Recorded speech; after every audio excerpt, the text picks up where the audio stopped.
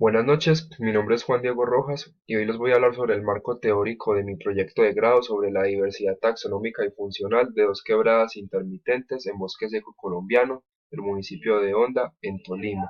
Entonces, primero una breve introducción. ¿Cuál es el fin del trabajo? Es observar cuál es el impacto que hay sobre las comunidades del fitoperifiton por la transformación del ecosistema boscoso a potrero. ¿Por qué? Porque lo que es el fitoperifiton es el principal productor primario de estos cuerpos acuáticos, pues que son las quebradas.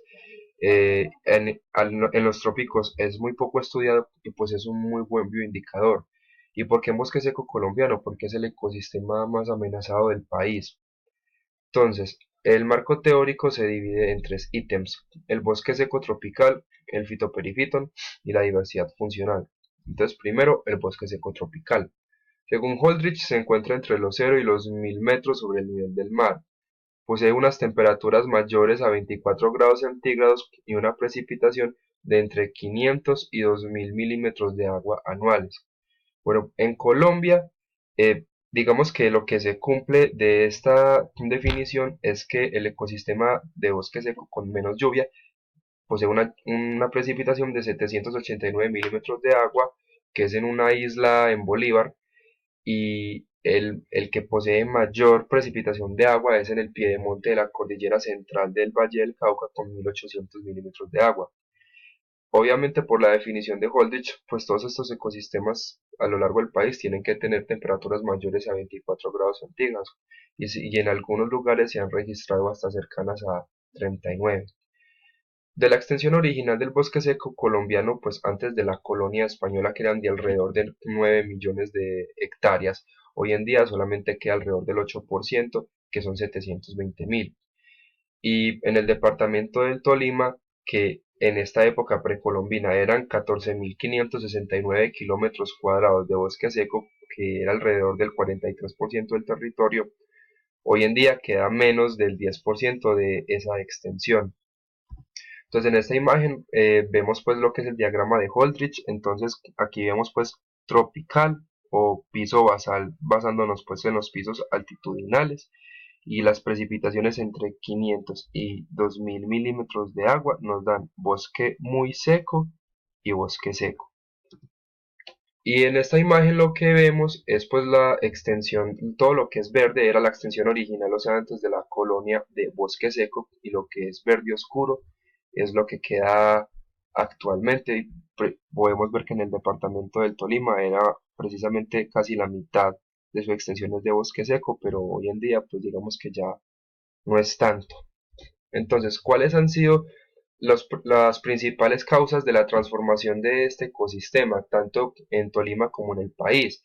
Han sido principalmente la ganadería y los cultivos agrícolas. En caso del Tolima, un cultivo muy importante ha sido pues el arroz, aunque también han tenido pues impacto la minería y la urbanización. Y hay un fenómeno muy importante en el bosque seco que, pues, algo que caracteriza el bosque seco, que se llaman arroyos o quebradas intermitentes, que son quebradas que en la estación seca desaparecen porque pues no hay lluvias que las alimenten, pues que las hagan estar ahí. Entonces el agua eventualmente llega, en la época seca, toda el agua eventualmente llega a un cuerpo de agua más grande como un río, como por ejemplo el río Magdalena o el Cauca, y la poca agua que queda pues se infiltra y se desaparece. Bueno, el segundo ítem es el fitoperifiton. Entonces vamos a hablar unas generalidades. Bueno, pues primero hablemos del perifiton. El perifiton es una comunidad de microorganismos como algas, bacterias, hongos, que se encuentran asociados al lecho de aguas someras, es decir, que se encuentran anclados a sustratos, y esta es la característica pues que es la que destaca. ¿Y qué es lo que pasa con el fitoperifiton? Pues que es el gremio dentro de esta comunidad que posee la capacidad de hacer fotosíntesis. De ahí viene pues la palabra fito. Eh, y como son organismos que solamente están unidos porque hacen fotosíntesis, pues no están unidos filogenéticamente.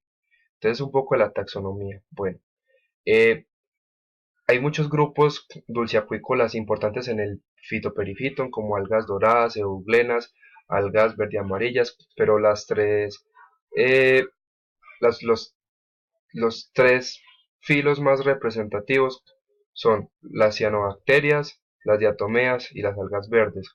Las diatomeas son el único grupo procarionte pues dentro del fitoperifiton, son bacterias gram negativas, tienen pared de peptidoglucano y el principal pigmento es la clorofila A, además de tener otros pigmentos antenas que son los que les dan ese color verde azulado. Las diatomeas tienen una pared de sílice, son las únicas algas que tienen pues como esta característica, poseen clorofila A y C, que es lo que le da este color, y su material de reserva es el aceite, el de las cianobacterias es el glicógeno. Y en las algas verdes eh, tienen clorofila A y B, que es lo que le da pues este color verde, poseen algunas no poseen pared, pero en general todas, pues casi todas tienen una pared de celulosa y algunas tienen una segunda pared de pectina. El material de reserva de ellas es el almidón, como en las plantas. Entonces, ¿cuál es la importancia del fitoperifito? Bueno, recalcan dos cosas. La primera es el principal productor primario de estos cuerpos de agua pequeños y pues es muy poco estudiado, ¿sí o qué? Y la segunda, las, a ver, el segundo rasgo que lo hace importante es que es un muy buen bioindicador. ¿Por qué? Porque por ser sésil y por tener un ciclo de vida muy corto, ellos tienen que adaptarse rápidamente a los cambios físicos y químicos del agua para sobrevivir o sencillamente mueren. Entonces esto los hace muy sensibles a los cambios en nutrientes, luz, temperatura, etcétera. Bueno, y por último, la diversidad funcional. Entonces, a pesar de que no se ha llegado a un consenso sobre su definición, pues hasta ahora los científicos la han definido como el valor y el rango de los rasgos de las especies y los organismos que influencian los ecosistemas. Entonces, ¿qué es lo que pretende, qué preguntas pretende resolver la diversidad funcional? Básicamente son dos: cómo los organismos hacen funcionar los ecosistemas y cómo responden a los cambios en el medio ambiente, del medio ambiente.